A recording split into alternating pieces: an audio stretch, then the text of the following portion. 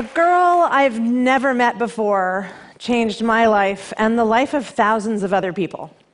I'm the CEO of DoSomething.org. It's one of the largest organizations in the world for young people.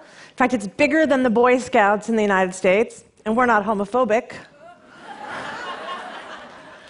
And it's true, the way we communicate with young people is by text, because that's how young people communicate. So we'll run over 200 campaigns this year. Things like collecting peanut butter for food pantries, or making Valentine's Day cards for senior citizens who are homebound. And we'll text them. And we'll have a 97% open rate. It'll over-index Hispanic and urban. We collected 200,000 jars of peanut butter and over 365,000 Valentine's Day cards. This is big scale. Okay. But there's one weird side effect. Every time we send out a text message, we get back a few dozen text messages having nothing to do with peanut butter or hunger or senior citizens, but text messages about being bullied, text messages about being addicted to pot.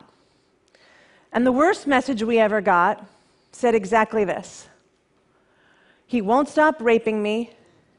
It's my dad. He told me not to tell anyone. Are you there?" We couldn't believe this was happening. We couldn't believe that something so horrific could happen to a human being, and then that she would share it with us, something so intimate, so personal. And we realized we had to stop triaging this, and we had to build a crisis text line for these people in pain. So we launched Crisis Text Line. Very quietly, in Chicago and El Paso, just a few thousand people in each market. And in 4 months, we were in all 295 area codes in America. Just to put that in perspective, that's zero marketing and faster growth than when Facebook first launched. Text is unbelievably private. No one hears you talking, so we spike every day at lunchtime. Kids are sitting at the lunch table, and you think that she's texting the cute boy across the hall, but she's actually texting us about her bulimia. And we don't get the word like, or hyperventilating, or crying. We just get facts.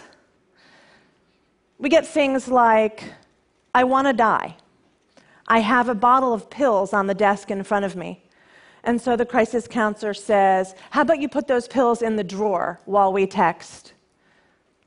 And they go back and forth for a while, and the crisis counselor gets the girl to give her her address, because if you're texting a text line, you want help. So she gets the address, and the counselor triggers an active rescue while they're texting back and forth.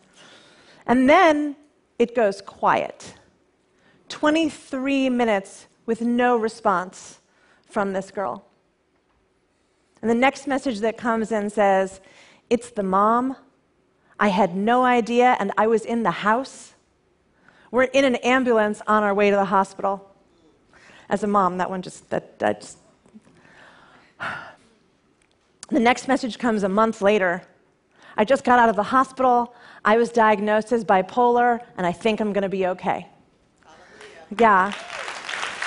Now, I would love to tell you that that's an unusual exchange, but we're doing on average 2.41 active rescues a day. 30% of our text messages are about suicide and depression. Huge. The beautiful thing about Crisis Text Line is that these are strangers counseling other strangers on the most intimate issues and getting them from hot moments to cool moments. It's exciting, and I will tell you that we have done a total of more than 6.5 million text messages in less than 2 years.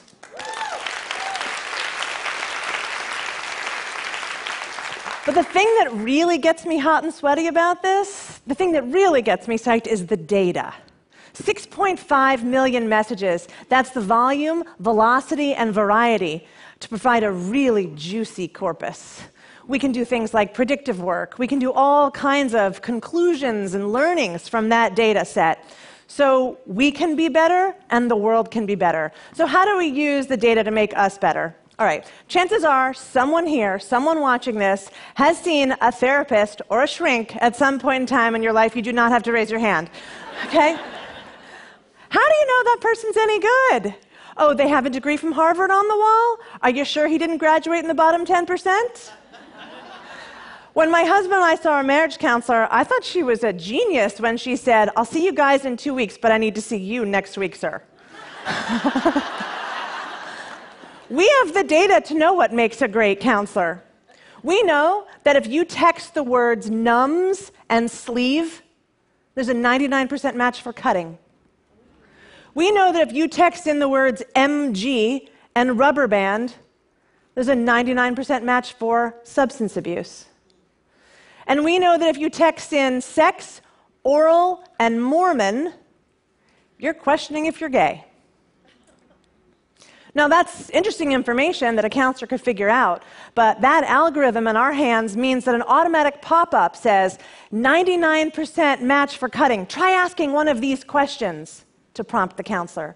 Or 99% match for substance abuse. Here are 3 drug clinics near the texter. It makes us more accurate. On the day that Robin Williams committed suicide, people flooded hotlines all over this country. It was sad to see an icon, a funny man, commit suicide. And there were 3-hour wait times on every phone hotline in the country. We had a spike in volume also. The difference was, if you text us, "I want to die," or "I want to kill myself," the algorithm reads that, you're code orange, and you become number 1 in the queue. So we can handle severity, not chronological.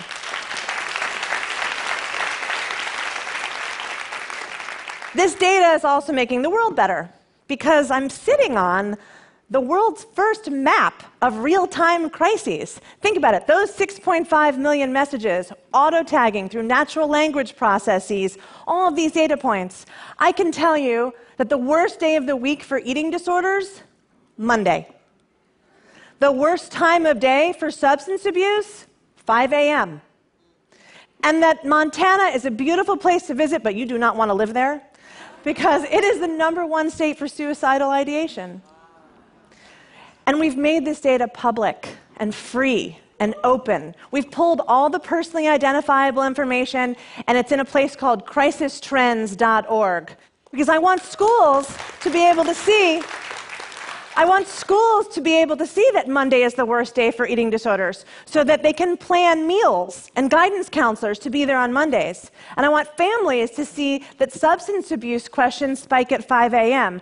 And I want somebody to take care of those Native American reservations in Montana. Data, evidence, makes policy, research, journalism, policing, school boards, everything better. I don't think of myself as a mental health activist. I think of myself as a national health activist. I get really excited about this data. I'm a little nerdy. Yeah, that sounded too girly. I'm nerdy.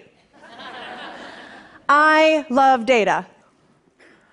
And the only difference, really, between me and those people in hoodies down the road with their fat-funded companies is that I am not inspired by helping you find Chinese food at 2 a.m. in Dallas, or helping you touch your wrist and get a car immediately, or swipe right and get laid. I am inspired.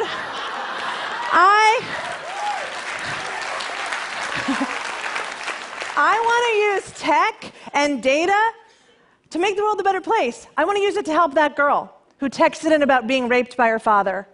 Because the truth is, we never heard from her again. And I hope that she is somewhere safe and healthy, and I hope that she sees this talk, and she knows that her desperation and her courage inspired the creation of Crisis Text Line, and inspires me every freaking day.